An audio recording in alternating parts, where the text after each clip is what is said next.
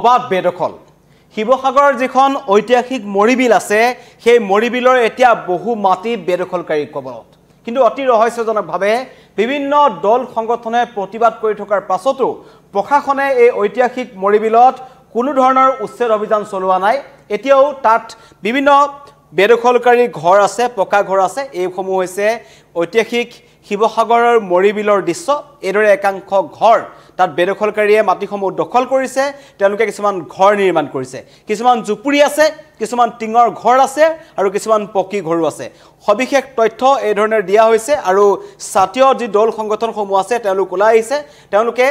কৈছে যে কি কাৰণত এই সকল বেদখলকাৰীৰ প্ৰতি ইমান দৰদ এই জিলা প্ৰশাসনৰ আৰু এই শিৱসাগৰ যেটো 10 নং ৱাৰ্ড আছে এটো শিৱসাগৰৰ 10 নং ৱাৰ্ডৰ ভিতৰত আছে তাত বহু চৰকাৰী ভূমি এতিয়াও বেদখলকাৰীৰ কবলত আছে সংৰক্ষিত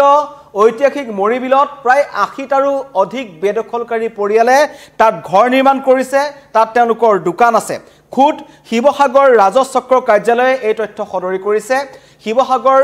ৰাজহ বিভাগৰ ফালৰ পৰা এই তথ্য দিয়া হৈছে যে 80টা পৰিয়ালে শিৱসাগৰৰ ঐতিহাসিক মৰিবিলত মাটি দখল কৰি বহি আছে ঘৰ নিৰ্মাণ কৰিছে 10 নং ৱাৰ্ড হয় এটো শিৱসাগৰৰ কিন্তু তাৰ পাছতো জিলা প্ৰশাসনে উচ্ছেদ অভিযান কৰা নাই ৰাইজে মৰিবিল বেদখলমুক্ত কৰিবলৈ বাৰম্বাৰ দাবী জনাই আছে কাৰণ যমুনা চিন্তামণিগড় মৰিবিল শিৱসাগৰ জিলাখনত অবাধ বেদখল কিন্তু চলি আছে আৰু তাৰ পাছতো নীৰৱ দৰ্শক হৈ আছে জিলা প্ৰশাসন তাৰ কাৰণে খুব প্ৰকাশ কৰিছে ছাত্ৰ মুক্তি সংগ্ৰাম সমিতি জাতীয় সংগ্ৰাম সেনা অনুসূচিত জাতি ছাত্ৰ সন্থাই 30 দিনৰ সময়সীমা দিছে 30 দিনৰ ভিতৰত মৰিবিলৰ জলাশয় বেদখলমুক্ত কৰিবলৈ সময়সীমা বান্ধি দিছে অনুসূচিত জাতি ছাত্ৰ সন্থাই ইয়াৰ অন্যতম কাৰণ শিৱসাগৰ জিলাখনত 10-5 বছৰৰ পৰা আমি দেখি আছো যে কৃত্ৰিম বানৰ কবলত পৰিছে কোৱা হৈছে যে শিৱসাগৰ জিলাখনত যেহেতু ৰজাৰ দিনত নিৰ্মাণ কৰা বিভিন্ন ধৰণৰ পুখুৰী আছে জলাশয় আছে আৰু সেইসমূহে যেতিয়া সেইসমূহ দখল কৰিছে এতিয়া সেই জলাশয়সমূহত মাটি যেটা দখল কৰিছে তাত পানী ৰব নোৱাৰি সকলো কৃত্ৰিম বানৰ কবলত পৰিছে শিৱসাগৰৰ বিভিন্ন ৱাৰ্ড শিৱসাগৰ দলমুখ চাইলি পানী হৈছে শিৱসাগৰ চহৰখনৰ কৃত্ৰিম বানৰ কবলত পৰিছে 10 নং ৱাৰ্ডত বিঘাই চৰকাৰী মাটি এতিয়াও বেদখলকাৰী কবলত আছে আৰু তাৎপৰ্যপূৰ্ণ কথাটো হৈছে যে এইখন শিৱসাগৰ জিলাৰ পৰাই মিয়া খেদা আন্দোলনটো আৰম্ভ হৈছিল শৃংখল চলিহাৰ নেতৃত্বত বীৰ লাচিত সেনাই কৈছিল যে আমি কোনো কাৰণত ইয়াত মিয়া শ্ৰমিকক থাকিবলৈ নিদু বেদখলকাৰীক থাকিবলৈ নিদু কিন্তু অতি ৰহস্যজনকভাৱে এই যি 10 নং ৱাৰ্ডত যি সকল লোকে ঘৰ নিৰ্মাণ কৰি থৈছে এই সকল কেৱল পূৰ্ববংগীয় মুছলমান লোকেই নে অন্য লোকো আছে তাৰো কিন্তু তদন্ত কৰিব লাগে কিন্তু ৰাইজৰ যি অভিযোগ আছে সেই সকলোবোৰ কেৱল নামনি অসমৰ পৰা যোৱা মুছলমান বা পূৰ্ববংগীয় মুছলমান লোক নহয় তেওঁলোক হৈছে একাংশ বিহাৰী সম্প্ৰদায়ৰ লোক আছে একাংশ অসমীয়া লোকো আছে যি এই মৰিবিলৰ মাটি দখল কৰি বহি আছে 80টা পৰিয়ালৰ কথা কোৱা হৈছে শিৱসাগৰ ৰাজহ চক্ৰ কাৰ্যালয়ে এক তথ্য সদৰি কৰিছে কিন্তু তাৰ পাছতো এতিয়ালৈকে প্ৰশাসনে উচ্ছেদ অভিযান চলোৱা নাই আৰু বিগত সময়ত আমি দেখিছো শিৱসাগৰ জিলাখনত বাহিৰৰ পৰা কাম কৰিবলৈ যোৱা একাংশ মিয়া শ্ৰমিকক বিভিন্ন দল সংগঠনে টাৰ্গেট কৰি আছে তেওঁলোকক আধা ৰাস্তাৰ পৰা ঘূৰাই পঠোৱা হৈছে তেওঁলোকক কোৱা হৈছে যে আপোনালোকে ইয়াৰ পৰা 24 ঘণ্টাৰ সময় দিছো 48 ঘণ্টাৰ সময় দিছো আৰু একাংশই দল সংগঠনে গৈ এই যি বাহিৰৰ পৰা অহা শ্ৰমিকসকলক মিয়া শ্ৰমিকসকলক ভাবুকি প্ৰদান কৰিছে তেওঁলোকক তাৰ পৰা আঁতৰাই পঠাইছে আমি সেইদিনাখন দেখিছিলো ৰুদ্ৰসিংহৰ যিটো ক্ৰিয়া প্ৰকল্প আছে ক্ৰিয়া প্ৰকল্পত কাম কৰিবলৈ যোৱা 47 জন শ্ৰমিকক জাতীয় সংগঠনৰ নেতা সিটু বৰুৱাৰ নেতৃত্বত একাংশই আহি জবাবদিহি কৰিলে আৰু তেওঁলোকক তাৰ পৰা ঘূৰাই পঠালে তাৰ পাছতে কিন্তু কেতবোৰ ডাঙৰ ঘটনা অভিযোগ উত্থাপন হৈছে সিটু বৰুৱাৰ বিৰুদ্ধে সিটু বৰুৱাই সেই 47 জন শ্ৰমিকৰ পৰা ধন দাবী কৰাৰ গুৰুতৰ অভিযোগ উত্থাপন হৈছে আৰু তেওঁলোকে ইতিমধ্যে দক্ষিণ মালখালমৰা থানাত তেওঁলোকে এজাহাৰ দাখিল কৰিছে সিটু বৰুৱাৰ বিৰুদ্ধে আৰু কোৱা হৈছে সিটু বৰুৱাৰ দৰে একাংশ দল সংগঠনে সকলো যি বেদখল হৈ আছে সকলো বেদখলত তেওঁলোকে গুৰুত্ব দিয়া নাই তেওঁলোকে কেৱল মিয়া শ্ৰমিকসকলক টাৰ্গেট কৰি আছে আৰু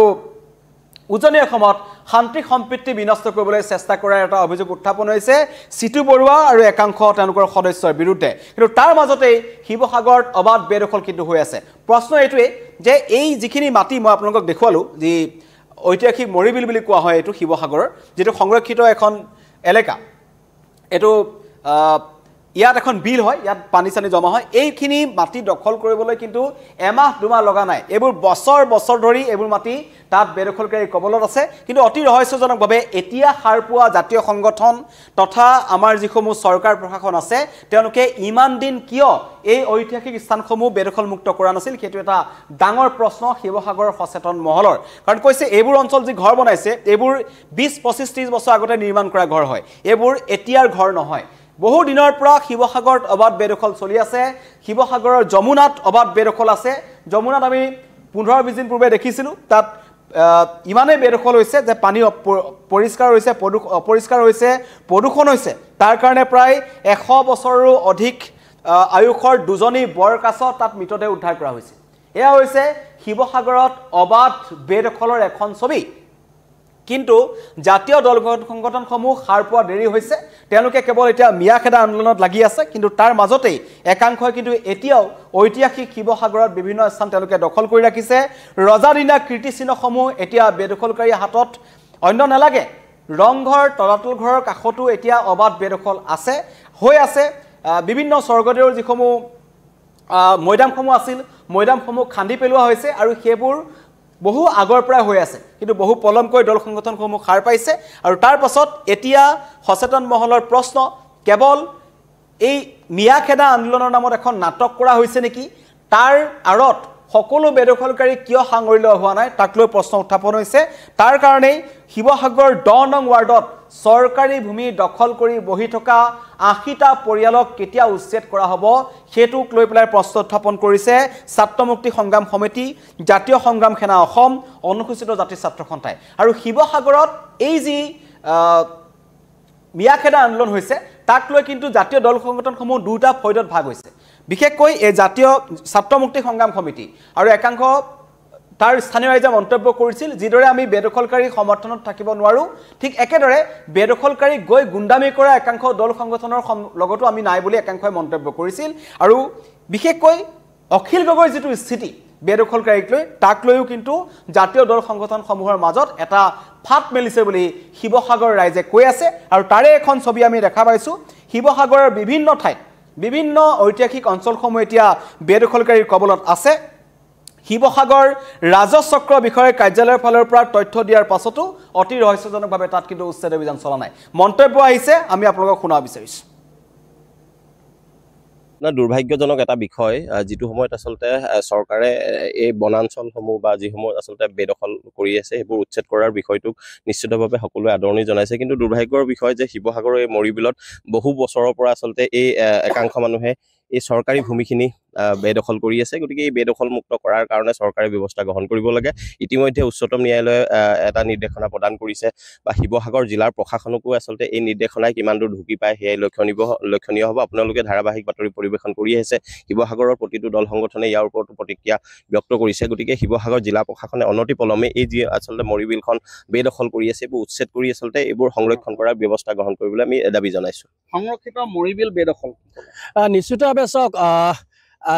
ঐতিহ্যমণ্ডিত শিৱসাগৰৰ ঐতিহ্যৰ স্বাক্ষৰ বহনকাৰী মৰিবিল, ঐতিহ্যৰ স্বাক্ষৰ বহনকাৰী যমুনা, এইবিলাক আচলতে বেদখলৰ কবলত পৰি প্ৰায় নিশ্চিহ্ন হৈছে। আৰু অতি লাজৰ কথাটো হ'ল কি, যুগ যুগ ধৰি এই মানুহবিলাকে আচলতে বেদখল কৰিবলৈ সুবিধা ক'ৰ পৰা পাইছে? প্ৰশাসন ব্যৱস্থা এটা আছে, পৌৰসভাৰ আচলতে ব্যৱস্থা এটা আছে, ইমানবোৰ ব্যৱস্থা থকাৰ পাছতো এই মানুহবিলাকে কাৰ সাহত এনেদৰে আচলতে বহি থাকিবলৈ সুবিধা গ্ৰহণ কৰি আছে? এইটো আমাৰ কাৰণে ডাঙৰ প্ৰশ্ন। আমি এটাই আহ্বান জনাইছোঁ, যিহেতু ইতিমধ্যে ন্যায়ালয়েও এই বিষয়বিলাকত হস্তক্ষেপ কৰিছে, জিলা প্ৰশাসনেও গোটেই বিষয়টো নলেজত আছে, গতিকে এইবিলাক উচ্ছেদ কৰি মৰিবিল আৰু যমুনা এই দুয়োখনকে আচলতে সুৰক্ষা প্ৰদান কৰিবৰ কাৰণে আমি আহ্বান জনাইছোঁ।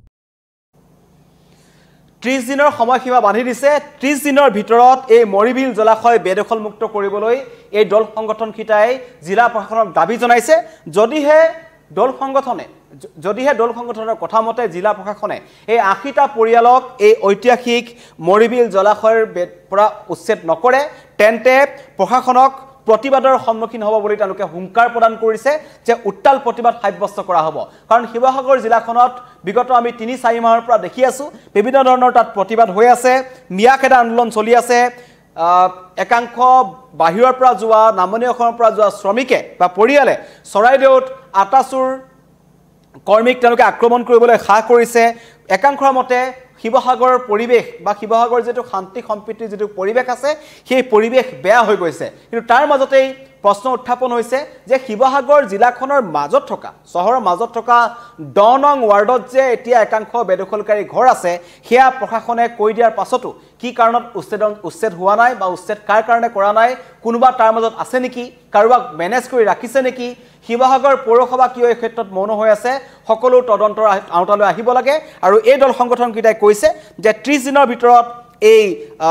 মৰিবিল জলাশয় বেদখল মুক্ত কৰক অন্যথা তীব্ৰ আন্দোলন গঢ়ি তোলা হ'ব প্ৰতিবাদ কৰা হ'ব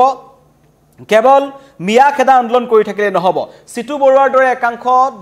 দল সংগঠন বা সংগঠনৰ নেতাই তেওঁলোকে অকলে যি কাম কৰি আছে হেতু অকলে কৰা কাম হয় নে নহয় তাক লৈ কিন্তু প্ৰশ্ন উত্থাপন হৈছে একাংশই মন্তব্য কৰিছে শিৱসাগৰত যে প্ৰশাসন আছে আৰক্ষী আছে আৰক্ষীৰ সহযোগ লৈ পেলাই কৰক কাৰণ শিৱসাগৰত যেটো অভিযোগ উত্থাপন কৰিছে হেদিনাখন 47 জন মিয়া শ্ৰমিকে কৈছে প্ৰথমতে সিটু বৰুৱাই তেওঁলোকৰ পইচা বিচাৰিছিল পইচা নিদিয়াৰ কাৰণে তেওঁলোকক জবাবদিহি কৰা হ'ল তেওঁলোকক তাৰ পৰা খেদি পঠোৱা হ'ল আৰু আমি পইচা নিদি সিটু বৰুৱাৰ দৰে আমি সংগঠনৰ নেতাক আমি পইচা নিদি তাৰ পৰা ওলাই আহিছে বুলি মন্তব্য কৰিছে সেই 47 জন শ্ৰমিকে আৰু তাৰ বিপৰীতে সিটু বৰুৱাৰ দৰে মানুহে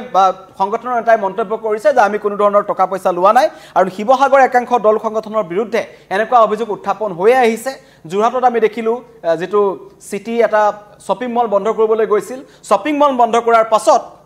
11 লাখ টকা কেনেকৈ এজন জাতীয় সংগঠনৰ নেতাই সেই শ্বপিং মলটোৰ মালিকক তেওঁলোকে কৰ্তৃপক্ষক তেওঁলোকে দাবী কৰিলে অভিযোগ আছে প্ৰতি অভিযোগ আছে কিন্তু তাৰ মাজতে